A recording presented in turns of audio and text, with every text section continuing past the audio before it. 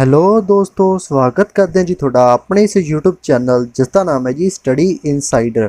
ਅੱਜ ਦੀ ਆਪਣੀ ਵੀਡੀਓ ਦੇ ਵਿੱਚ ਆਪਾਂ ਡਿਸਕਸ ਕਰਨਾ ਜੀ ਡਾਇਨਾਮਿਕਸ ਮੈਥਮੈਟਿਕਸ ਦਾ ਟੌਪਿਕ ਰਹੇਗਾ। ਬਿਲਕੁਲ ਇਹ ਫਿਜ਼ਿਕਸ ਦੇ ਨਾਲ ਰਿਲੇਟ ਕਰਦਾ ਹੈ ਬਟ ਇਹ ਮੈਥਮੈਟਿਕਸ ਦਾ। ਮੈਥਮੈਟਿਕਸ ਵਾਲੇ ਜਿੰਨੇ ਵੀ ਸਟੂਡੈਂਟ ਨੇ ਉਹਨਾਂ ਲਈ ਇਹ ਵੀਡੀਓ ਰਹੇਗੀ ਮੈਥਮੈਟਿਕਸ ਦੀ, ਜਿਸ ਦੇ ਵਿੱਚ ਆਪਾਂ ਨੇ ਡਿਸਕਸ ਕਰਨਾ ਜੀ ਡਾਇਨਾਮਿਕਸ ਟੌਪਿਕ। ਕਿਉਂਕਿ जो मैथमैटिकल साइंस जो टॉपिक है जो कि साइंस ਦੇ ਵਿੱਚ ਵੀ ਆ ਜਾਂਦਾ ਐਂਡ मैथमैटिक्स अलग भी टॉपिक है, क्योंकि जो ਤੁਸੀਂ मैथमैटिक्स ਕੀਤਾ ਉਸ ਦੇ ਵਿੱਚ डायनामिक्स एक बुक है, ठीक है जी, जो कि 5th ਸਮੈਸਟਰ ਦੇ ਵਿੱਚ ਆ ਜਾਂਦੀ ਹੈ।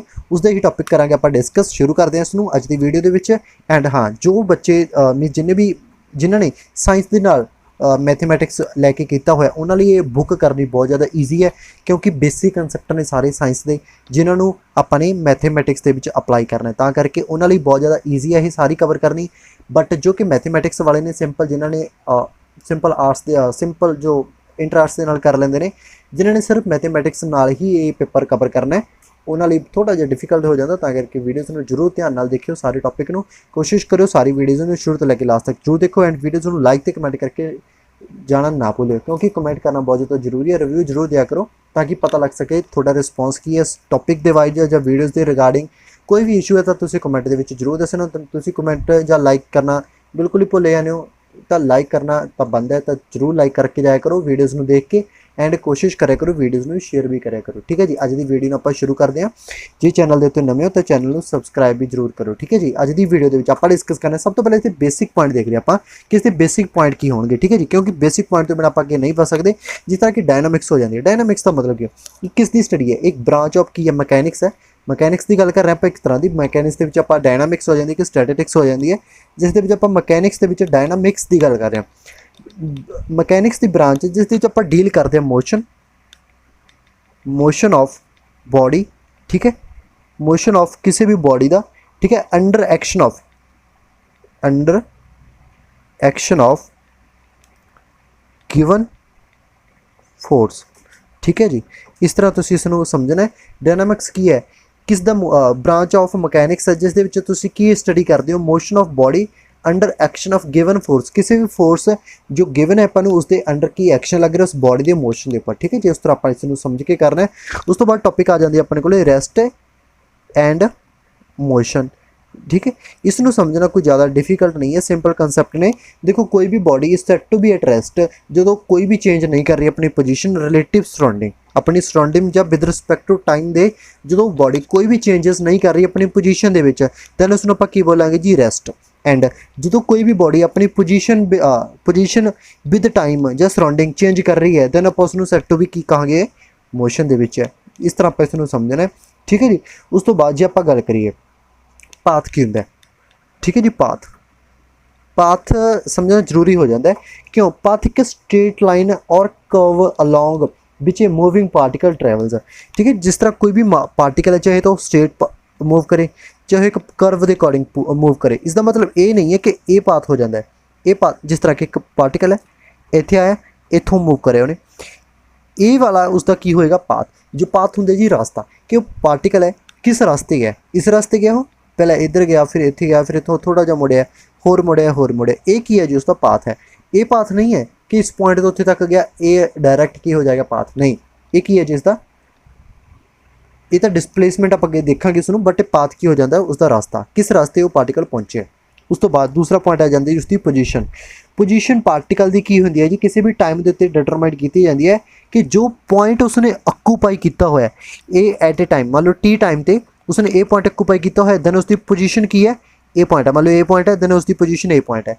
मान लो टी डैश टाइम पे उसने ए पॉइंट अक्यूपाई किया, दैन ए की हो जाऊगी उसकी पोजीशन हो जाऊगी, ठीक है। इस तरह पोजीशन आप इतने रिप्रजेंट कर सकते हैं। उस तो बाद आ जाती है डिस्प्लेसमेंट एंड डिस्टेंस के बीच डिफरेंस है। डिस्टेंस होंगे जी इत्थों तो लैके इत्थे तक, किसी गिवन ऑफ टाइम के कितना डिस्टेंस उसने ट्रैवल किया इत्थों तो लैके इत्थों तक, वो हो जाता है डिस्टेंस। एंड डिस्प्लेसमेंट हो जाती है शॉर्टेस्ट डिस्टेंस मतलब इस पॉइंट तो लैके इस पॉइंट तक गया, दैन उसने डिस्टेंस का ए ट्रैवल किया ना, ए ट्रैवल ओवरऑल, दैन इसनूं आपां की बोलते हैं जी डिस्प्लेसमेंट। चेंज कितना आया इस पॉइंट तो लैके इस पॉइंट के विच चेंज की आया, ए तो बी तक सिर्फ ए चेंज आया, इसनूं की बोलते हैं डिस्प्लेसमेंट, ठीक है। एंड डिस्टेंस की हो जाता है ए वाला, इसनों की बोलांगे आप डिस्टेंस, ठीक है जी। इत्थों तो लैके इत्थे तक जे तुसीं माप करोगे ना, इस नूं मापोगे, इसनों नहीं मापोगे डिस्टेंस के लिए। जो डिसप्लेसमेंट की गल की जाती है तो तुसीं इसनों मेजर करोगे, ठीक है। इस तरह तुसीं इसनों समझना टॉपिक नूं। उस तो बाद जे आपां गल करिए आ जाती है जी स्पीड एंड वेलोसिटी दे विच डिफरेंस की है। Speed and velocity, what is the difference between them. देखो जो तो तुसीं उसदे विच विदाउट डायरैक्शन की गल कर रहे हो, विदाउट डायरैक्शन की गल करोगे ना, दैन आपां डिस्टेंस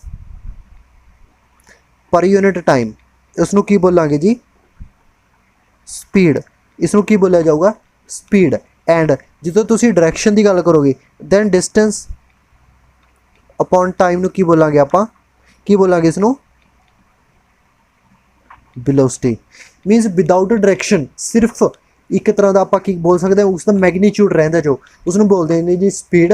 एंड जो आप गल कर रही हो डायरैक्शन की कि उसकी डायरैक्शन किस दिशा वाल है एंड उसकी मैगनीट्यूड कितना है, तो उसनों आप बोलते हैं वेलोसिटी। ये दोनों के डिफरेंस आ जाता है, कोई ज़्यादा फर्क वाली गल नहीं है। यूनीफॉर्म वेलोसिटी हो जाती है जो उसका डिस्टेंस पर यूनिट टाइम कॉन्सटेंट रहे, मीनस कि वधे घटे ना, उसनों आप बोल दें वेलोसिटी, वो भी यूनीफॉर्म। एंड उस तो बाद आ जाती जी एक्सलरेशन। एक्सलरेशन जो velocity with respect to time change हो रही हो, वेलोसिटी एक ही है टाइम ग्राफ है, इधर की है जी वेलोसिटी है। जो चेंज हो रही हो ना, चेंज हो रही है, वध रही है, ठीक है, दैन उसनों आप की बोलते हैं टाइम के अकॉर्डिंग की हो जाती है एक्सलरेशन, वेलोसिटी चेंज हो रही है।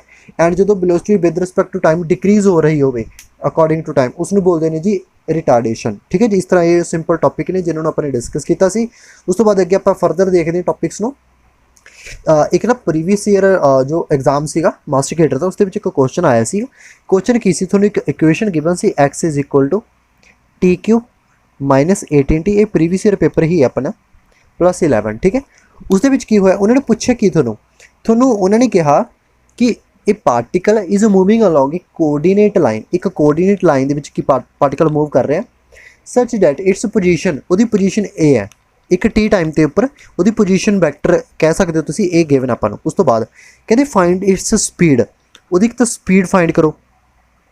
ये भी क्वेश्चन आया हुआ है सेम क्वेश्चन के उत्ते, इसे ही एक इक्वेशन देते, एक तो स्पीड का क्वेश्चन आया हुआ है, अलग अलग पेपर के क्वेश्चन आए हुए हैं। एक मीनस वेलोसिटी गल कर लो चाहे स्पीड की गल कर लो। उस तो बाद उन्होंने पूछी उसकी एक्सलरेशन, ये दो टॉपिक ने। मीनस तुहानूं एक्सलरेशन भी पूछी सी, उस तो बाद नैक्सट जो एग्जाम से उसके तुहानूं वेलोसिटी पूछी गई। देखो क्वेश्चन रिपीट होया हुआ है दोनों एग्जाम के, ठीक है। इस क्वेश्चन को जरूर ध्यान दे नाल करना है। देखो एंड हाँ थोड़ा टाइम भी की कहा सी उन्होंने, टाइम थोड़ा 1 दिता सी 1 सैकेंड, ठीक है। उस तो बाद देखो क्वेश्चन की सीगा, सब तो पहला थोड़ा एक्स दिता ना, एक्स का मतलब तुसीं समझना की हुंदा जी डिस्टेंस, हमेशा की हुंदा जी डिस्टेंस। अगर तुसीं इसकी वेलोसिटी नूं फाइंड करना है, देखो वेलोसिटी की हुंदा डिस्टेंस पर यूनिट टाइम, डिस्टेंस मतलब dx अपॉन dt, ये हो गया ना small dx upon small dt। Then ये की हो जाता, देखो ध्यान नाल देखो डेरीवेटिव है, दैन तुसीं इसका डेरीवेटिव कर दोगे ना तो थोड़ा की मिल जाएगी, उसकी वेलोसिटी मिल जाएगी। Then v is equal to की होएगा d upon dt into t cube minus 18t plus 11 कितना हो जाएगा, देखो 3t² माइनस 18t प्लस 0, ठीक है जी, प्लस कितना हो जाएगा 0 हो जाएगा। दैन जो आप velocity at t equal to 1 देखिए कितना होएगा, t इक्वल टू 1 कितना होएगा 3 × 1² माइनस 18 इंटू टी, कितना हो जाएगा 3 minus 18 is equal to minus 15 metre per second. जो उसकी यूनिट थोड़ा गिवन होंगे उस तरह आप लिख लाँगे ना। इस तरह जो आप गल करिए उसकी एक्सलरेशन की, इस तरह तुम इसको डिफाइन कर सकते हो। जो आप गल करिए एक्सलरेशन की, दैन देखो एक्सलरेशन फरदर की होंगी है dv upon dt is equal to की होंगे जी a। देखो फरदर इसका डेरीवेटिव कर देंगे ना फिर आप, दैन की होएगा d upon dt into 3t² minus 18t कितना हो जाएगा 6t माइनस 18, 6t माइनस 18 हो जाएगा ना, सिंपल राइट, समझ सकते हो तुम। दैन उस तो बाद की होएगा, उस तो बाद की होएगा जी ये की हो जाएगी उसकी एक्सलरेशन। सिंपल इस तरह तुम समझ सकते हो अपने किस तरह इसनों सॉल्व कर रहे हैं आप। दैन तुसी उसकी वेलोसिटी एंड उसका जो भी होएगा सारा आप उसका फाइंड कर सकते हैं। ठीक है जी। सॉरी थोड़ी जी इतने मिसटेक हो गई है, इतने टी जो आप इसका डेरीवेटिव करांगे ना, इतने टी नहीं आएगा क्योंकि टी इतने एक उसका डेरीवेटिव 1 होंगे, तां करके इतने टी नहीं आएगा।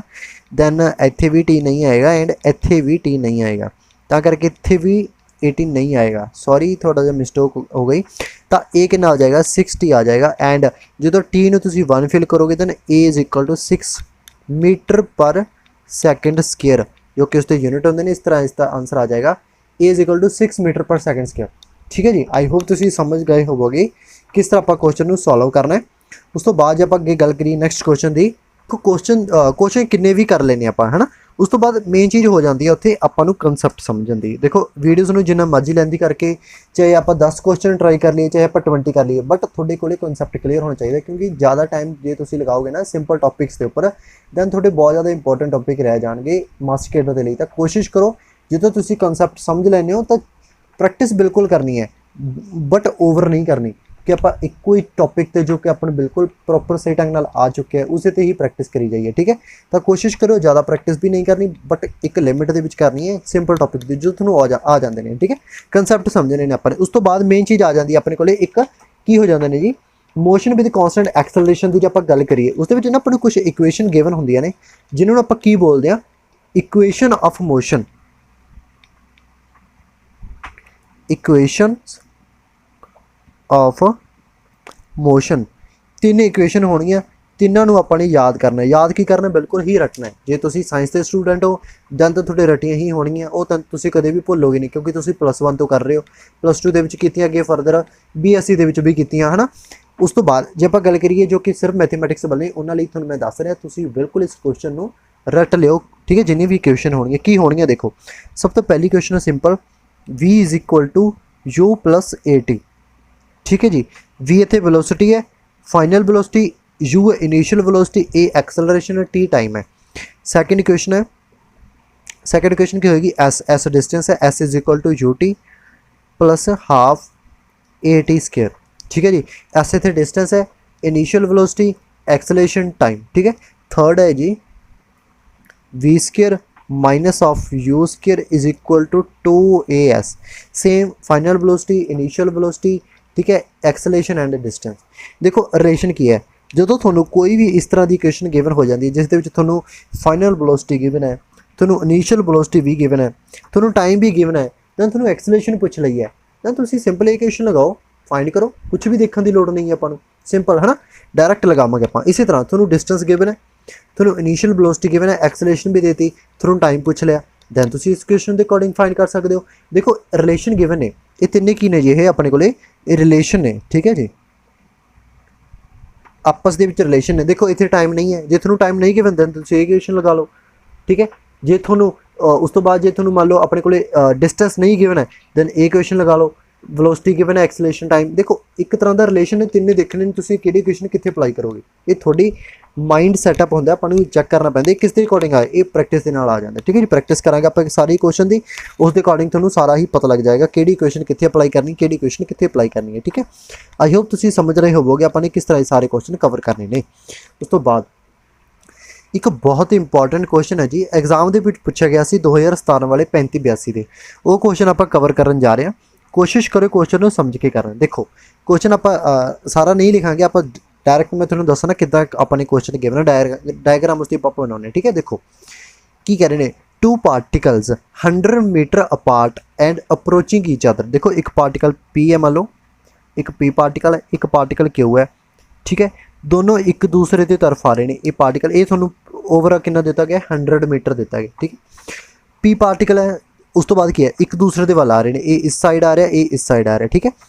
एंड उस तो बाद की क्या है, जो पार्टिकल P है, P पार्टिकल उसकी जो वेलोसिटी है वो कितनी है 5 मीटर पर सेकंड है, एंड उसकी जो एक्सेलरेशन कितनी है 2 मीटर पर सेकंड स्क्वायर है।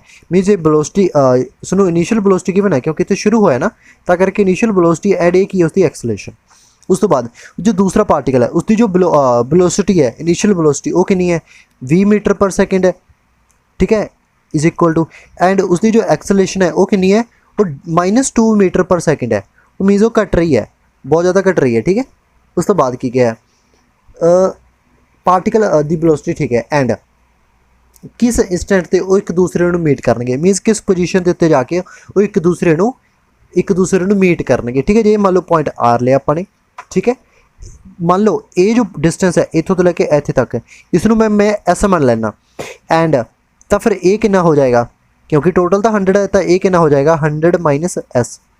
ਠੀਕ ਹੈ, ਆਪਾਂ ਨੂੰ ਦੇਖੋ ਹੁਣ ਉੱਪਰ ਇਕੁਏਸ਼ਨ ਦੇ ਵੱਲ ਨਿਗਾਹ ਮਾਰੋ, ਤੁਹਾਨੂੰ ਕਿਹੜੀ ਕਿਹੜੀ ਚੀਜ਼ ਗਿਵਨ ਹੈ, ਤੁਹਾਨੂੰ ਇਨੀਸ਼ੀਅਲ ਵੈਲੋਸਿਟੀ ਗਿਵਨ ਹੈ, ਤੁਹਾਨੂੰ ਟਾਈਮ ਵੀ ਗਿਵਨ ਹੈ, ਐਕਸਲਰੇਸ਼ਨ ਵੀ ਗਿਵਨ ਹੈ ਐਂਡ ਆਪਾਂ ਨੇ ਜੋ ਇੱਕ ਚੀਜ਼ ਰਹਿ ਗਈ ਸੀ ਐਂਡ ਆਪਾਂ ਨੇ ਡਿਸਟੈਂਸ ਵੀ ਮੰਨ ਲਿਆ ਹੈ। ਤਾਂ ਆਪਣੇ ਕੋਲ ਆਈ ਥਿੰਕ ਇਹ ਇਕੁਏਸ਼ਨ ਲਗਾਵਾਂਗੇ ਨਾ ਆਪਾਂ, ਸਾਰਾ ਕੁਝ ਗਿਵਨ ਹੈ, ਡਿਸਟੈਂਸ ਪਤਾ ਹੈ, initial velocity, time and acceleration. ਤਾਂ ਇਸ ਤਰ੍ਹਾਂ ਆਪਾਂ ਇਕੁਏਸ਼ਨ ਨੂੰ ਅਪਲਾਈ ਕਰਨਾ। ਦੇਖੋ ਇਕੁਏਸ਼ਨ ਕਿਹੜੀ ਲਗਾਵਾਂ, ਦੋਨਾਂ ਇਕੁਏਸ਼ਨਾਂ 'ਤੇ ਅਲੱਗ-ਅਲੱਗ ਲਗਾਓ। ਦੈਨ ਪਹਿਲਾਂ ਇਸ ਦੇ ਲਈ ਲਗਾਓ S ਇਜ਼ ਇਕੁਅਲ ਟੂ, ਇਸ ਦੇ ਲਈ P ਦੇ ਲਈ 4P ਜਾਂ ਐਟ P। ਠੀਕ ਹੈ, S is equal to UT, U ਕਿੰਨਾ ਜੀ 5, T ਮੰਨ ਲਓ T ਟਾਈਮ ਦੇ ਉੱਤੇ ਮਿਲ ਰਹੇ ਨੇ, ਇੱਥੇ T ਟਾਈਮ ਦੇ ਉੱਤੇ ਮਿਲ ਰਹੇ ਨੇ ਤਾਂ ਕਰਕੇ T ਪਲੱਸ ਹਾਫ A ਕਿੰਨਾ ਜੀ 2 ਹੈ, half A T square, T ਆਪਾਂ ਨੂੰ ਪਤਾ ਨਹੀਂ ਤਾਂ ਕਿੰਨਾ ਹੋ ਗਿਆ ਇਹ 5T ਪਲੱਸ T ਸਕੇਅਰ। ਠੀਕ ਹੈ, 5T ਪਲੱਸ T ਸਕੇਅਰ ਹੋ ਜਾਏਗਾ। ਨੰਬਰ 2 4Q ਜਾਂ ਐਟ Q ਕੀ ਲਗਾਓਗੇ 100 ਮਾਈਨਸ ਐਸ, ਕਿਉਂਕਿ ਉਸਦਾ ਡਿਸਟੈਂਸ ਕਿੰਨਾ 100 ਮਾਈਨਸ ਐਸ ਹੈ ਨਾ, ਇਜ਼ ਇਕੁਅਲ ਟੂ UT ਕਿੰਨਾ ਜੀ ਇੱਥੇ 20T plus half minus 2 into T square. ठीक है, कितना हो जाएगा ये तुम देख सकते हो 20T माइनस टी स्केयर। हुण अपने की करना है, देखो अपने एस फाइंड करनी है ना, एस फाइंड करनी है, एस अपन नहीं पता इतने गिवन नहीं है ना, तो करके उस तो बाद आप की फाइंड कर लाँगे उसका टाइम भी। अपन डिस्टेंस ही पूछा कि किन्ने हाउ फार भी एक दूसरे के डिस्टेंस तो किन्नी दूर जाके ही मिलणगे। ठीक है, अपने एस फाइंड करना है, इधर अपने 100 माइनस एस फाइंड करना है। तो आप की करांगे, देखो आप देखो जो तुम दोनों ने ऐड कर दोगे तो देखो एस के नाल एस कैंसल हो जाएगा ना, दैन आप टी फाइंड कर लाँगे, टी फाइंड कर ले दैन आप एस भी फाइंड कर लाँगे है ना। तो दोनों इक्वेशन एस और टी की फॉर्म तो बन चुके हैं, दोनों ने ऐड कर दो। इस इक्वेशन उसके ऐड किया तो इधर की बच जाएगा 100, दूसरी साइड की देखो T square T square cancel हो जाएगा, कि कितना बच जाएगा, इसमें ऐड किया था 25T, सारा कुछ तो कैंसिल हो गया। उस तो बाद फर्दर टी कितना आ जाएगा जी 4 सेकेंड। देखो कितना ईजी क्वेश्चन है, आई थिंक बिल्कुल 1 मिनट भी नहीं लगना इस क्वेश्चन को सॉल्व करने लिए। देख लो, तुम देख सकते हो, सॉरी इनविजिबल नहीं सीगा। टी इज इक्वल टू कितना आ जाएगा 4 सेकेंड, तुम देख सकते हो अपने की किया, इन्होंने जस्ट ऐड किया। हुण इसे टी नो इस इक्वेशन च पुट कर लो, चाहे इस इक्वेशन च पुट कर लो, मैंने इस च पुट किया पहली वाली च। S is equal to 5 into 4 plus 4 the square is equal to 20 plus 16 कितना आ जाएगा जी 36 मीटर। देखो जो एस डिस्टेंस है ना, जो एस डिस्टेंस है वो कितना आ गया जी, एस इज इक्वल टू कितना आ गया जी 36 मीटर। एंड जब आप गल करिए 100 माइनस एस की, वो कितना आ जाएगा 54 मीटर। देखो आप दोनों चीज़ों को फाइंड कर, देखो कितना टाइम लगे इस क्वेश्चन को सॉल्व करने के लिए। आई डोंट थिंक सो कोई ज़्यादा टाइम लगे, सॉरी कुछ ज़्यादा टाइम नहीं लग्या, ता करके इस तरह के क्वेश्चन अपने कवर करने होंगे है। कोशिश करो सारे क्वेश्चन को समझण की, टॉपिक नूं समझण दी एंड उन्होंने जो इक्वेशन ने उन्होंने समझण दी। ठीक है जी, आई होप तुहानूं वीडियोज़ वधिया लगी होएगी, तो वीडियो को लाइक तो कमेंट करके जरूर जाना जी। तो नैक्सट वीडियो के आप होर अगे फर्दर टॉपिक को डिस्कस करांगे, एक तरह की इंट्रोडक्शन इस टॉपिक की नैक्सट वीडियो के डिस्कस करांगे। तो एक रिव्यू जरूर देके जाना, तो जे नवे इस चैनल के उत्ते तो चैनल को जरूर सबसक्राइब करो। तो मिलते हैं अपनी नैक्सट वीडियो के नाल, तब तक जय हिंद।